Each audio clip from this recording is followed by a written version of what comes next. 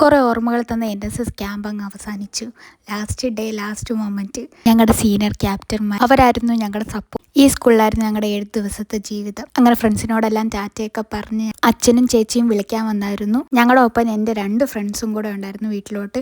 അങ്ങനെ അവർ വീട്ടിൽ വന്ന് ഞങ്ങൾക്ക് നല്ല വിശപ്പായിരുന്നു. അങ്ങനെ വീട്ടിൽ വന്ന് ഫുഡ് കഴിച്ചു. ഒരു ഉറക്കമൊക്കെ കഴിഞ്ഞപ്പോൾ അവൾമാർക്ക് പഞ്ചാമൃതവും ചിപ്സും ഒക്കെ കൊടുത്ത് ഒരു കൂട്ടുകാരിയുടെ വീട്ടിൽ നിന്ന് വിളിക്കാൻ വന്ന് അങ്ങനെ അവളും പോയി. അടുത്ത കൂട്ടുകാരിയും പോയി. ഒരു ഉമ്മയൊക്കെ തന്ന് അങ്ങനെ അവളും പോയി. അവളുടെ അച്ഛൻ വന്ന് വിളിക്കാൻ അവളും പോയി. അത് കഴിഞ്ഞ് പിറ്റേ ദിവസം രാവിലെ അമ്മ എനിക്ക് വേണ്ടി പൊറോട്ടയൊക്കെ ഉണ്ടാക്കി തന്നു. പൊറോട്ടയും മുട്ടക്കറിയും.